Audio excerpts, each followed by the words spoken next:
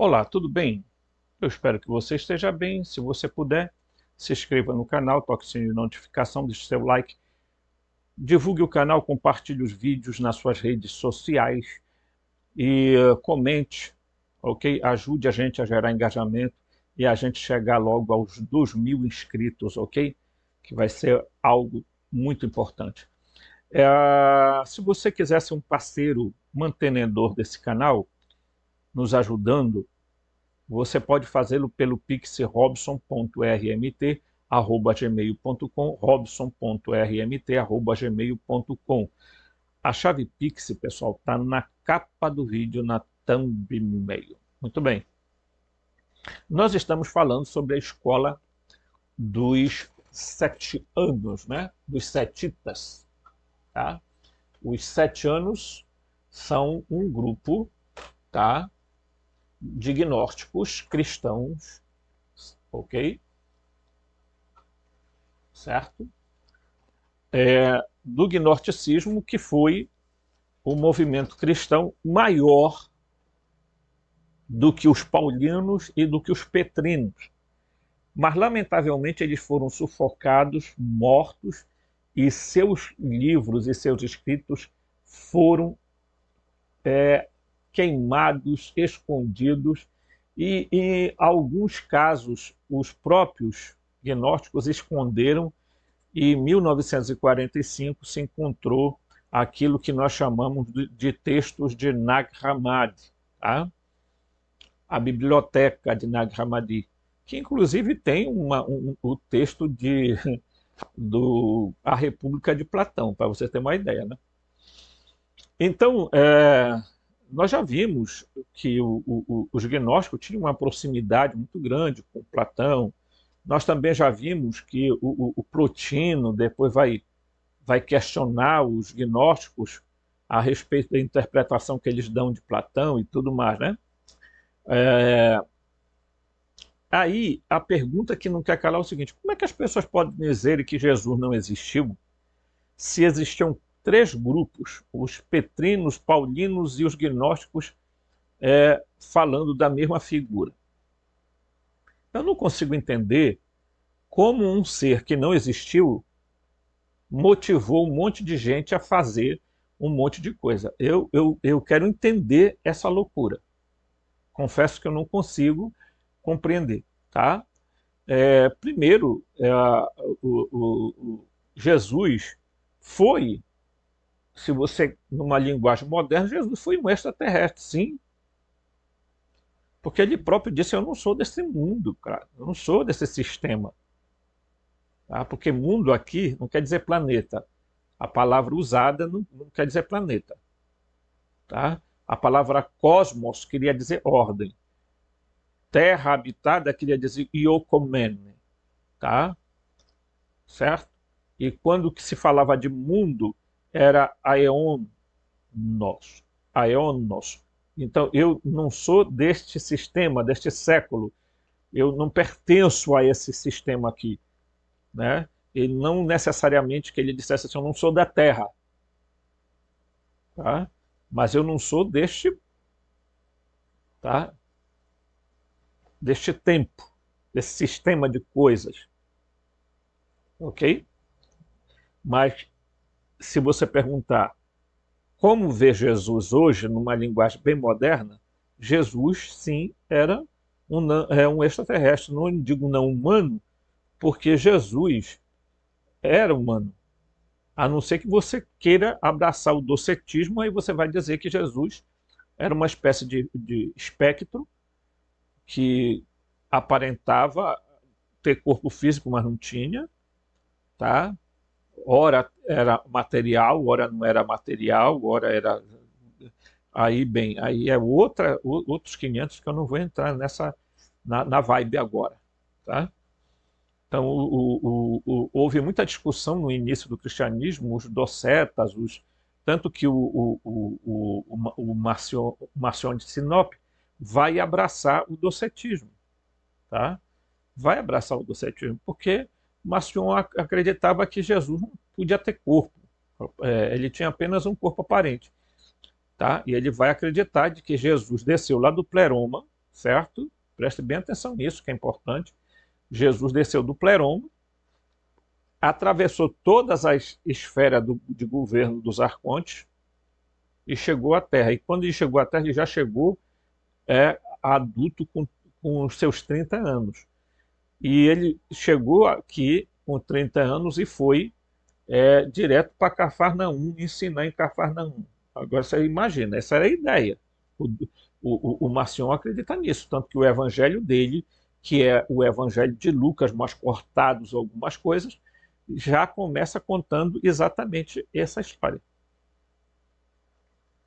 Ok? Então, se você abraçar o docetismo, tudo bem, né? Houveram muitas discussões a respeito de Jesus, gente. A Igreja Romana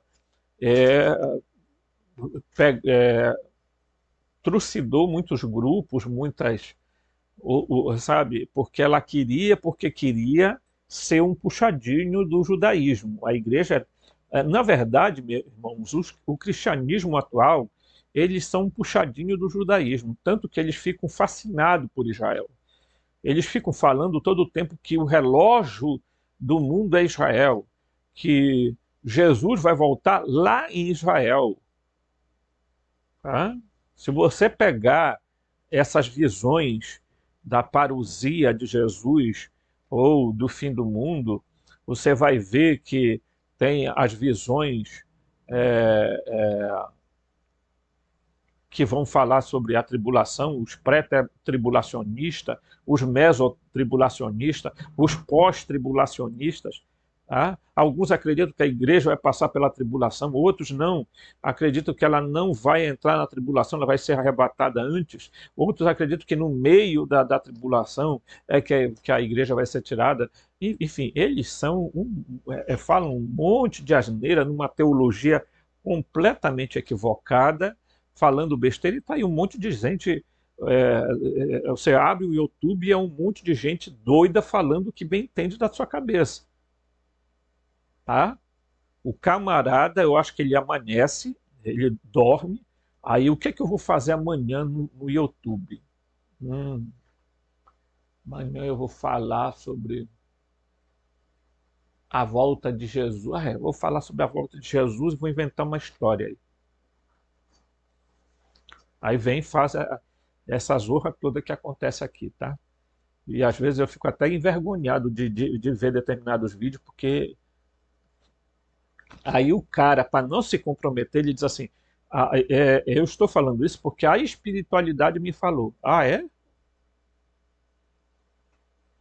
E se eu disser para você que a tua espiritualidade está completamente equivocada, doida?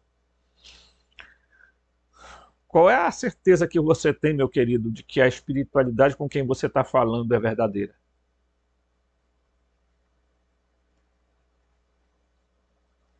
Então tem um monte de gente que acha que não, bora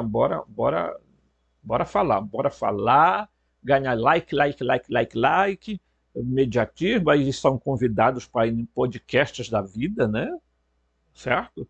Aí eles chamam esse pessoal lá para o podcast, vamos levar o fulano, porque ele vai falar para nós sobre que Javé morreu, que Javé agora vai reencarnar, que Javé não sei o que tem mais. Meu irmão, é um mingau de angu que os caras levam e tem um monte de gente tola que acredita nessas coisas. Né? Eu tenho até pena, mas cada um siga o seu caminho. Então vamos lá. Olha, o setianismo atribuiu sua gnose a Sete. Né? Claro, por isso eles são chamados de setianos. Terceiro filho de Adão e Eva. E a Nória, esposa de Noé. A Nória era a irmã de Sete. Em alguns textos ela é irmã de Sete. Tá? Então, a Nória, que inclusive tem um livro, um códice, né?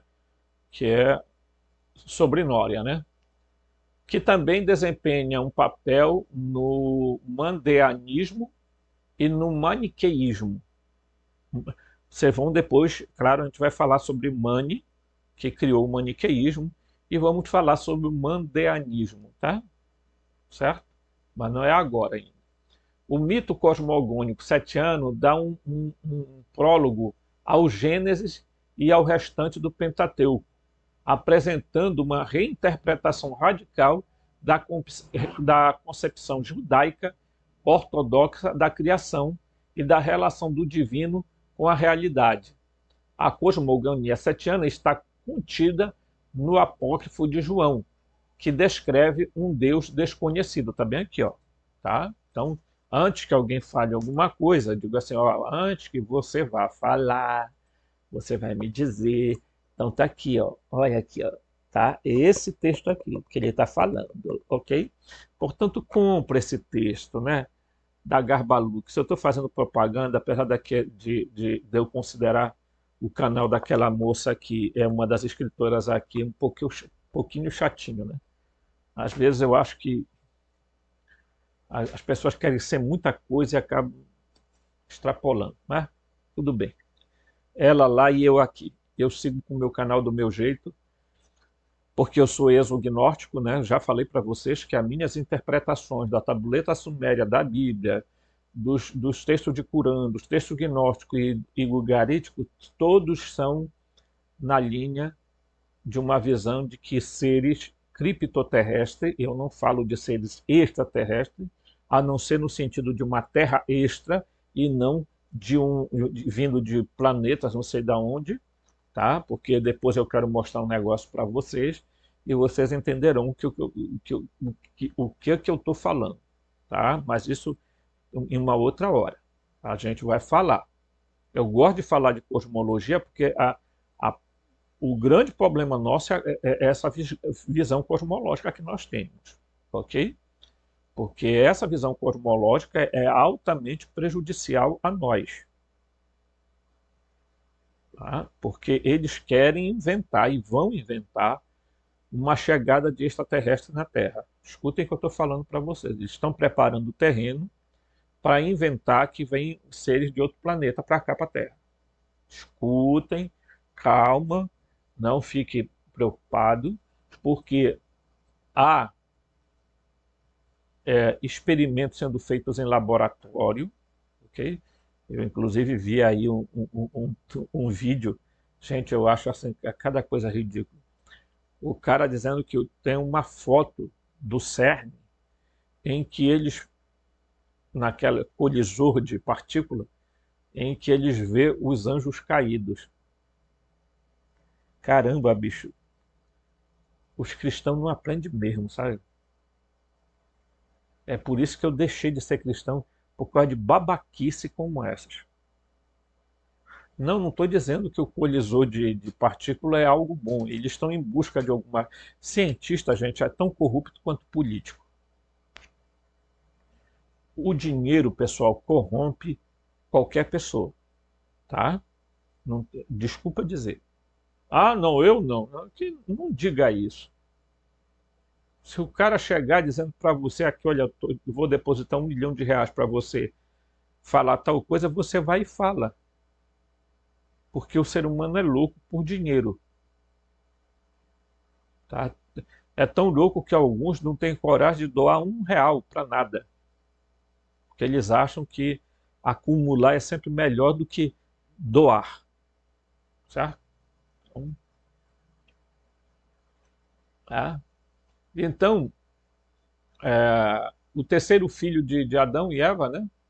Então eles fazem todo esse texto aqui, né? O texto da gnose de João é exatamente setiana, né?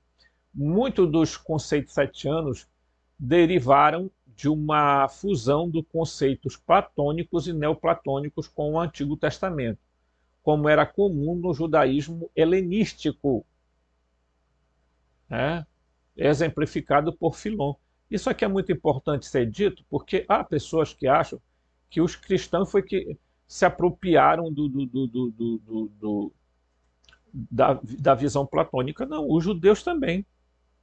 Os judeus helenistas, que já eram um grupo muito grande, né? Eu já contei para vocês que quando os helênicos chegaram e fizeram domínio da Palestina, tá? Antes de Jesus nascer, eles implantaram lá toda a cultura deles, inclusive os esportes, tá? Os homens correndo nu, né? Fazendo corridas nu. Isso aí gerou um problema muito sério dentro da comunidade judaica lá, e aí houve a revolta dos Macabeus, né? Texto que está na Bíblia católica, mas não está na Bíblia protestante. Inclusive a Bíblia TEB, a chamada Tradução Ecumênica da Bíblia, ela, nessa nova edição, eles colocaram exatamente mais dois livros, né? O terceiro e o quarto Macabeus, e ainda acrescentaram mais um salmo, tá?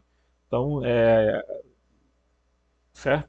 Próximas Bíblias, vocês podem aguardar, próximas Bíblias vão colocar o livro de Enoque, vão colocar Jubileus, vão colocar Melquisedeque. Vocês aguardem, que vocês vão ver traduções de Bíblia colocando esses livros. Por quê? Porque, gente, querendo ou não, eles vão se sentir obrigados a fazer isso, do contrário, eles não vão conseguir contar a história do cristianismo tal como eles contam. Depois que a biblioteca de Nag Hammadi foi descoberta, eles sabem que não tem mais como eles ficarem escamoteando de um lugar para outro, tá? Então, os judeus helênicos em Alexandria era uma comunidade muito grande. Eles fizeram a tradução dos escritos hebraico para o grego da Bíblia, né? E eles fizeram o canon, chamado canon da Septuaginta, né? Ou tradução dos 70, chamada assim, certo? E aí, então, eles foram envolvidos também pelas concepções platônicas, neoplatônicas, etc. Não foi só os gnósticos, até porque os gnósticos eram judeus helenistas, tá? Claro que tinha gentios no meio, mas eram excepcionalmente judeus de língua grega, tá? Então, como é que eles falaram da criação? Os 7 anos falaram da criação. Do Deus desconhecido emanam eras ou aeões, que é essa que é o sentido da palavra, né? Uma série de seres femininos e masculinos emparelhados, tá? Então, você vai entender, eu quero entender, tio Robson, porque o senhor está falando e nós não estamos entendendo, tio Robson. Fala, explica melhor. Explico. Aqui, ó. Você vai bem aqui. Aqui, ó. Você vai entender isso aqui, ó. Eles eram sempre em grupo de casais, tá? Então, bora aqui, ó. Tá? Aqui, ó. Pistes e Paráclito, Elpis e Pétricos, Ágape e Métricos, Cineses e Ácinos, e assim por diante, ó. Todos eles eram sempre em grupo de 2, ó, tá? Logos e Zoé, Nous e Aletheia, e Bitos e Siger. Aqui, ó. É isso que quer dizer, tá? Beleza? Entendeu? Tá. Então, emparelhado. O primeiro deles é a Barbelô, coautora das emanações que seguem. Os aeões resultantes são representativos dos vários atributos de Deus. Então, Deus é sábio, se criou a Sofia. Deus é bem-aventurado, se criou o aeon Macarió. Aí, e assim por diante, tá? Os atributos de Deus, que são indiscerníveis quando não são abstraídos de sua origem. Deus e os aeões compreendem a soma total do universo espiritual conhecido como pleroma. Então, Deus e os aeões, tá? Ok? Corresponde à totalidade. Né? Corresponde à totalidade. E isso precisa ficar claro para nós. Quer dizer, à medida que eles vai se expandindo os aeões, mas são parte de Deus. Então, o uno passa a ser o todo. Então, o uno passa a ser a totalidade.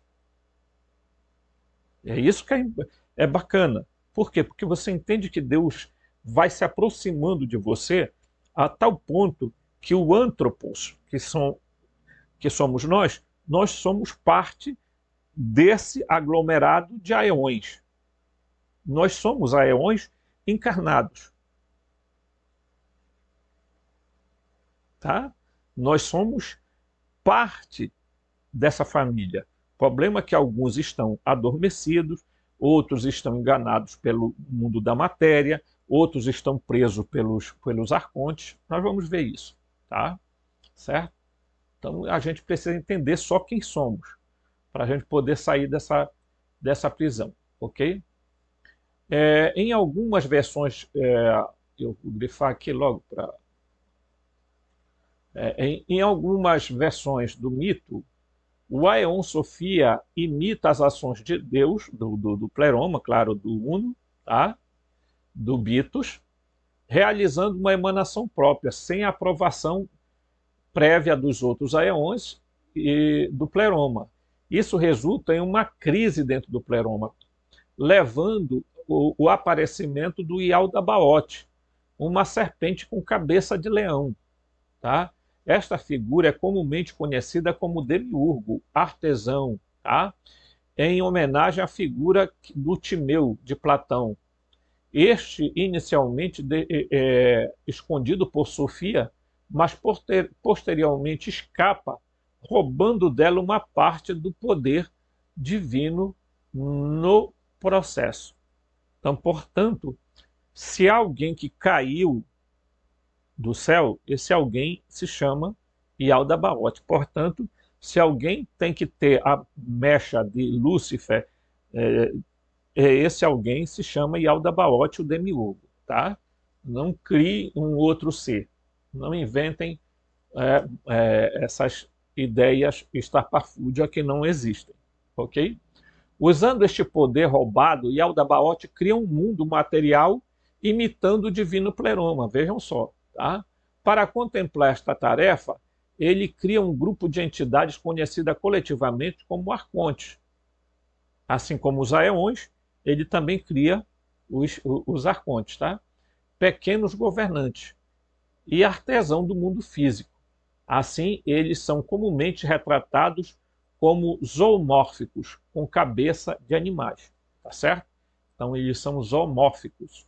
Tá? Eles têm aspectos de animais. Já imaginou, né? São seres que, se você vê, com certeza você vai correr. Tá? Então, não me admira nada que os seres que aparecem no Egito, lá não sei aonde, mas o que você vê neles? Um com cara de peixe, outro com cara de pássaro, outro com cara não sei de quê. Só uma pessoa que não conhecem essas coisas não vai saber que esses seres são arcônticos. Tá? Então, inclusive, é importante a gente dizer isso. Eu gosto de frisar isso aqui, gente, que é importantíssimo. Tá? Olha só. Gênero, o gênero é uma coisa, arconte. Ok? Espécie. Aí você vai entender que existem várias espécies de arconte. Certo? Aí você pode colocar aqui vários seres que, tá? Aí você vem aqui, a natureza deles. Ela é uma natureza chamada proto-metafísica. Ok? Certo? Ou então, como eu uso sempre, eles são seres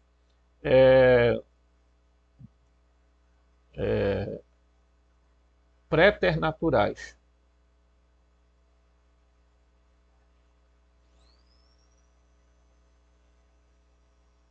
certo? Ou moronciais. Aqui, ó. Então, tem várias espécies de arcontes, tá? Então, não vá pensando que eles são um grupinho de 7 seres. Não, eles são muitos. Tem anjos, clones, tem uma série de seres, pessoal, tá? Você entende isso quando você vem bem aqui, ó. Olha. Por isso que eu digo assim, há pessoas que, olha aqui, ó. Você vê que aqui, nessa região, que são a, tá? Dos 7 planetas, tá? Os 7 planetas que equivalem aos poderes, né? dos arcontes. Aí tem o Eloi, Sabaote, Ialdabaote, Otai, Stafai, Ial e Adonai. Tá aqui, ó. Estão aqui. Só que aqui na atmosfera terrestre, que eu já falei lá no vídeo sobre a escola... esqueci agora, gente. Incrível. O velhinho perdeu a memória. Os últimos vídeos agora, aí você vai encontrar lá que na atmosfera estão comandando Suriel, Gabriel, Eratote, né, Micael, Rafael, Tautabaote e Anoel. Está aqui, ó. Certo? Então, na atmosfera aqui, há 7 na atmosfera e há 7. Vocês vão entender isso aqui. Que aqui eu gosto de deixar tudo explicadinho, para depois, mas mesmo com a tua explicação eu não entendi. Aí, também aí você vai ter que apelar para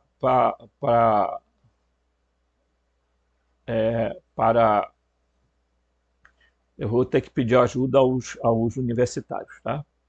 Neste ponto, os eventos da narrativa setiana começam a ser coerentes com os eventos do Gênesis, com o Demiurgo e seus companheiros arcônticos cumprindo o papel de criador, como no Gênesis o Demiurgo declara ser o único Deus e que não existe nenhum outro superior a ele. No entanto, o conhecimento do público sobre o que aconteceu antes lança esta afirmação e a natureza do próprio Criador sob uma luz radicalmente diferente. Eles fazem uma interpretação muito diferente da própria Bíblia. O Demiurgo emana inconscientemente uma imagem sombra de Adão durante o processo, transferindo involuntariamente a porção do poder roubada de Sofia para o primeiro corpo humano físico. Então cria Eva a partir da costela de Adão. Tá? Certo? Isso aí se chama transferência de informação. Transferência como é que se diz? De tecnologia. Ok? A partir da costela, na tentativa de isolar e recuperar o papel que perdeu. Quer dizer, na verdade, ele cria a Eva para tentar tirar o poder que ele tinha colocado dentro de Adão. Esse que é o entendimento. Tá? Ele não cria a Eva para outra coisa. Ele cria a Eva porque ele precisava tirar o poder. Tá? Na tentativa de isolar e recuperar o poder que perdeu. Com isso, ele tenta estrupar Eva, que agora contém o poder divino de Sofia. Vários textos descrevem como um fracasso quando o espírito de Sofia se transplanta para a árvore do conhecimento. O casal come da árvore da epignose, né, divina, quando por Cristo, aparecendo como uma águia, tá, acima dela, para guiá-los e lembrar sua verdadeira natureza de cima. Então veja que a Sofia, vejam como é as coisas. A Sofia está na árvore e Cristo aparece como o quê? Uma águia. Certo? Cristo é aparecendo como uma águia. Gravem essas coisas, serpente, águia. Guardem isso, pessoal. Vocês vão notar isso no nosso mundo.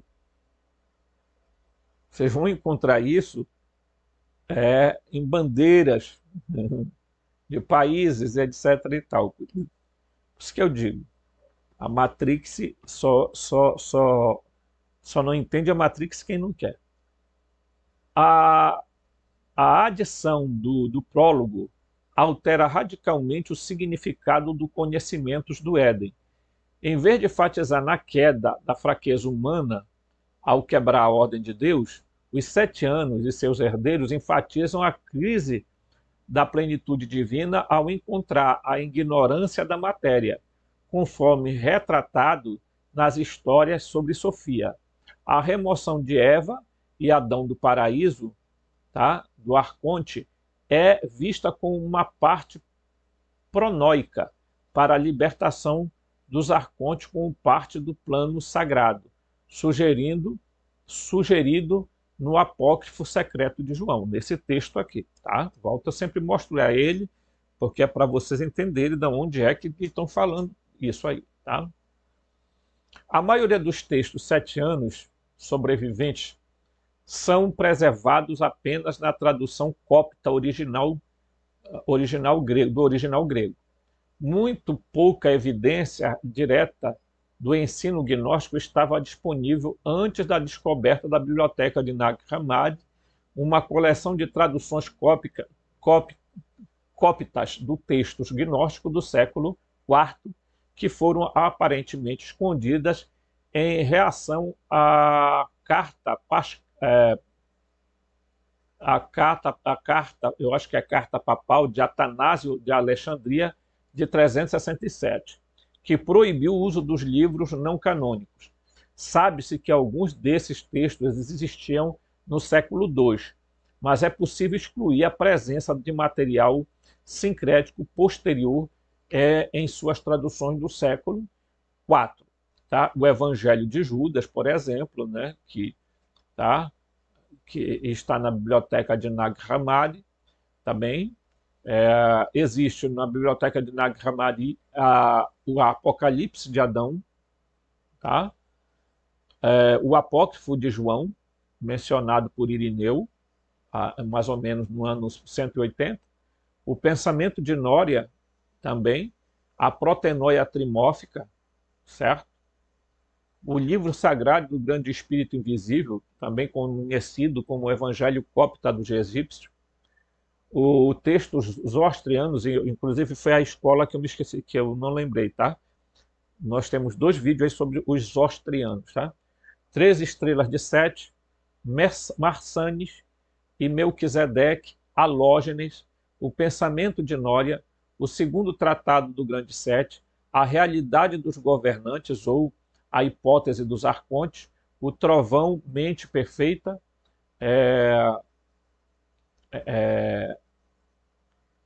tem também Apocalipse sem título, a gnose da luz, né? E o Apocalipse copta de Paulo. O Evangelho de Judas é o texto gnóstico descoberto mais recentemente. Tá? Inclusive, eu já li um trecho dele aqui. A National Geographic publicou uma tradução em inglês trazendo para o conhecimento geral. Retrata Judas Iscariote como o 13º que excedeu os referência excedeu aos apóstolos, né? Que eram 12, ele era o 13º. Referência a Barbelô e sacrifícios malignos que os discípulos ofereceram a Sacla são ao sacrificar o espírito, daimon, sua inclusão no material semelhante ao homem que vestiu o eu Jesus. Apócrifo de João e outros textos semelhantes contestam o texto gnóstico barbeloita e 7 anos. Então, vejam, quando Judas, inclusive é uma polêmica muito grande, que quando descobriram esse texto de Judas, porque vejam, eles descobriram um texto de Judas, tá? E esse texto de Judas, quando você lê, inclusive eu cheguei a ler aqui, tá? Não sei se está por aqui, tá? Mas eu me lembro de ter lido aqui para vocês, tá? O Evangelho de Judas. Em algumas Bíblias, inclusive, tem os macionitas aqui do Brasil colocaram esse texto no né? Certo? Acho que está aqui. Espera lá.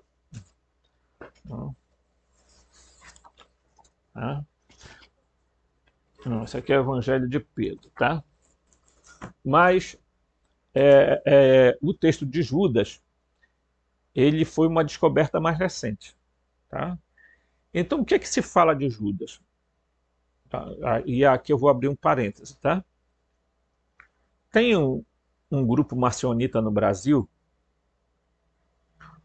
que tem algumas ideias. Primeiro, eles são docetas. Segundo, eles são unicistas. Terceiro, eles têm algumas ideias meio que, né, tipo, a de que Jesus, por ter uma imagem, por não ter corpo físico, ele tinha somente um corpo aparente. Judas, ao se aproximar de Jesus para beijá-lo, para dar sinal para os que vieram prender ele, Jesus transferiu, olhe, preste bem atenção, transferiu a imagem dele para Judas. Tá? E Judas foi crucificado no lugar de Jesus. Por quê? Porque a imagem de Jesus passou para ele. Vejam só esse panorama. Judas não morre. Ele é dado para ele aquele líquido que tá, vinagre com não sei o que e tal. Aquilo, na verdade, pessoal, é uma espécie de droga que a pessoa dá para o cara beber e o cara acaba adormecendo, entendeu? E aí retiram Judas tá? Da cruz, levam Judas, tal, curam Judas, e aí Judas adota um novo nome. Adivinhe? Paulo de Tarso. Judas resolve adotar o nome de Paulo. De onde eles tiram isso? É porque o apóstolo Paulo usa várias expressões. Eu fui crucificado com Cristo e tal, etc. E tal. Vejam que Paulo pouco usa a expressão Jesus. Na maioria das vezes, tá? Paulo usa a expressão, tá? Paulo usa a expressão Cristo, tá? Ele vai usar muito essa expressão Cristo. Os evangelhos vão usar mais a expressão Jesus, tá? Então Paulo usa essa expressão, os evangelhos usam a expressão Jesus. Pouco usam a expressão Cristo, certo? Então o apóstolo Paulo seria o Judas que modificou de nome, tá? Eu estou dando aqui, gente, as várias teorias que existem por aí. Eu não estou dizendo para você acreditar ou não, estou apenas expondo. Eu não discuto crença, pessoal. O meu canal aqui não está discutindo se você acredita ou não em Jesus, se você acredita ou não em Cristo, se você acredita ou não em Paulo, em Barbelô e o que etc. Não, eu não estou interessado se você acredita ou não, estou discutindo crença aqui. Eu sou gnóstico. Ponto. Mas também não estou fazendo conversão aqui. É um canal para converter pessoas ao gnosticismo. Eu não. Tá? Até porque eu não tenho igreja agnóstica. Certo? Não tenho igreja agnóstica. Então, o que é que as pessoas muitas vezes não entendem? Tá? É que quando você estuda, né, nós estudamos os austrianos e agora estamos estudando os 7 anos. Claro que é um estudo leve, porque não dá para fazer um estudo aprofundado de jeito nenhum, gente. Tá? Aí a gente tem que ir fazendo outros vídeos para abordar determinados aspectos e aí vai. Tá? Por sinal, nós já estamos chegando a quase 800 vídeos. Tá? Certo? Então imagine você está dizendo assim, bem, esse rapaz, eu acho que ele passa o dia todo gravando ou fazendo vídeo, não. Né? Tem dias que eu gravo 3 vídeos e deixo para só publicar dias depois, né? Porque eu vou estudando e vou colocando as coisas no seu devido lugar, certo? E não é fácil você fazer resumo de livros gnósticos. Complicado, pessoal. Quem já comprou os livros, tá, que eu já indiquei aqui, tá, da editora Madras, tem um lá que é toda a biblioteca de Nag Hammadi, Nag Hammadi ou Nag Hammadi, como alguns preferem chamar, e tem na editora Garbalux pelo menos 3 livros, tá? Tem a Gnose de João, parece-me, Marsanes e Alógenes. Parece-me que são esses 3. Gnósticos, tá? Agora tem outros livros lá de outros aspectos, tá? Então, vejam que os marcionitas, eles não são colocados dentro do grupo gnóstico. Ele não é considerado um gnóstico, Marcion. No entanto, ele tinha posicionamentos docetas, e um posicionamento que ele adotava era que ele dizia que não tem nenhuma relação o Deus do Novo Testamento com o Deus do Antigo Testamento. Por isso, a Bíblia que ele organizou, o primeiro cânon bíblico foi ele que fez, ele não colocou o Antigo Testamento. Até porque eu também concordo com ele, o Antigo Testamento é para os judeus, não é para os cristãos. Não tem nada a ver aí, o Antigo Testamento está aí. Ok? O Antigo Testamento não pertence ao cristianismo. Ah, mas não sei o que, não. É porque a igreja cristã primitiva, gente, se tornou um puxadinho da igreja do judaísmo. Essa que é a verdade. Então eles aproveitaram da história de um mestre chamado Joshua, tá?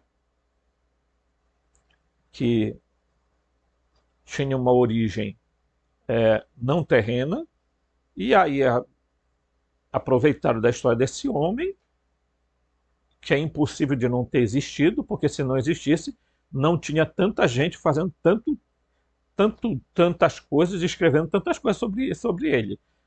Eu acho que é até uma coisa meio burra, porque aí tem um bocado de gente doida procurando o corpo de Jesus, aonde que está as ossadas dele, a ossada não sei o que, sabe, assim, eu acho que tem gente que viaja na maionese, mas, no caso, aí, o que é que acontece?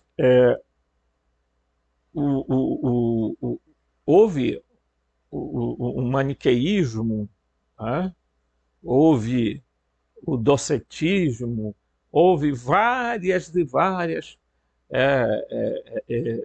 heresias chamadas pela ortodoxia a respeito de Jesus, né?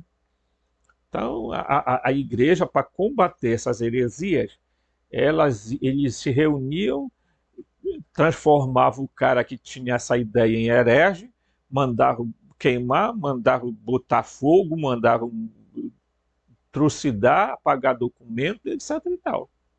Era assim que era a igreja. A igreja de Jesus, que pregava o amor, a bondade, tudo aquela coisa. E aí, de repente, esse Jesus, né? A igreja tem um bocado de sangue na mão, a igreja católica, assim como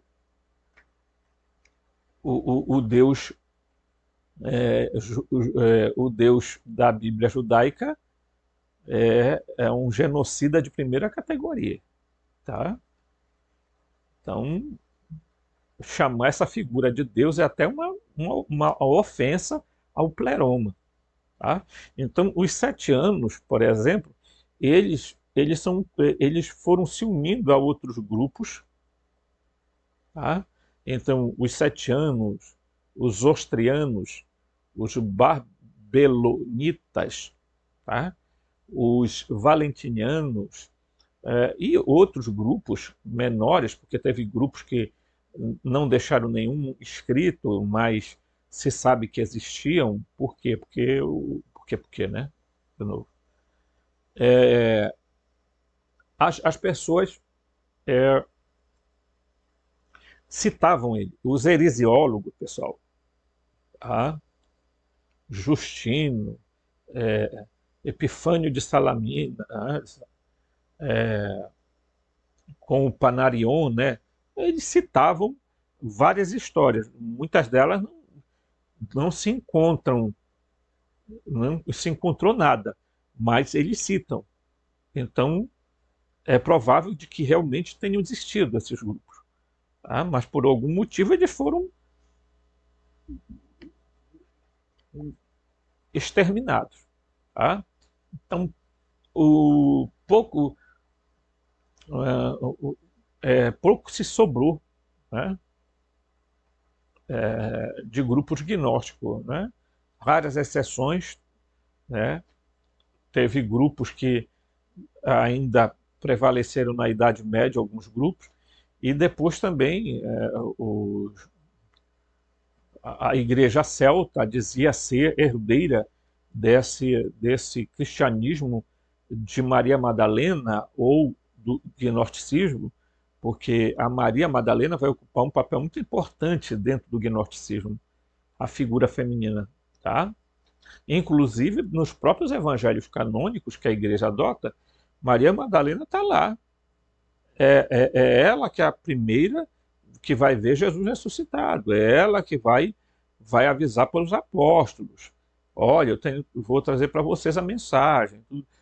Inclusive, nos evangelhos, nos escritos gnósticos, existe um pedido dos apóstolos dizendo para ela: fala-nos para nós sobre o que ele te dizia. Né? Porque eles tinham curiosidade, porque em alguns momentos, inclusive, há um texto muito controvertido em que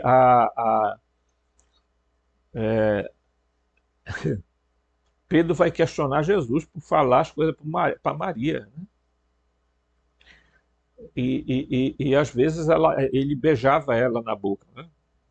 Se bem que isso não deveria ser estranho, porque há culturas, inclusive, que homem beija na boca de homem em determinadas culturas, então não devia ser nada estranho. Agora, eles tinham uma certa. Pedro era muito incomodado com a Maria Madalena. Tá? Ele era meio enciumado, porque Jesus falava coisas para ela que ele não falava para eles. Por isso que tem o Evangelho de Maria Madalena. Tá? Então, é muito interessante, pessoal, a gente poder reler esses textos à luz, não de uma espiritualidade alienante, mas à luz, tá, de uma visão mais ampliada do cristianismo. Ok? Contudo, a gente espera que esses nossos estudos possam ajudar as pessoas a entender que o Cristo gnóstico é aquele depois da ressurreição, é aquele que depois de conhecer toda, né, os aspectos, ele resolve contar aos apóstolos determinados segredos, determinadas visões, né? Inclusive, quem lê o Pistis Sophia, se não entender nada, não, continua não entendendo, porque é cheio de véu, de não sei o quê, aquela coisa, né? Então, porque tem gente que acha que a gnose perfeita está escrita no Pistis Sophia. Não, desculpa, mas o Pistis Sophia nem faz parte dos escritos de Nag Hammadi, né, dos códices encontrados. Então, portanto, há muito mais coisas a ser descoberto e pode acreditar que nós teremos nesse ano de 2024, nós estamos dentro de uma fase, gente, do conhecimento. Quem não procurar o conhecimento, a gnose, nesse período, está perdido. Tá? Vai haver muitas descobertas de documentos, vai vir à tona muitos documentos, vão ser colocados para... tá? Vai ser revelado. Por quê? É necessário que nós humanos tenhamos conhecimento da nossa origem, da nossa verdadeira origem. Tá? Nós não somos daqui. Tá? Lembra aquela música, né? Eu não sou daqui, eu não tenho nada, quero ver Irene dar sua risada. Eu não sou daqui, eu não tenho nada, quero ver Irene dar sua risada. Exatamente, nós não somos daqui, provavelmente nós humanos fomos trazidos para cá, né, e submetidos a alguns processos, e é por isso essa nossa inquietude, porque nós queremos voltar para o nosso verdadeiro lar. Ok? Forte abraço e até o próximo vídeo.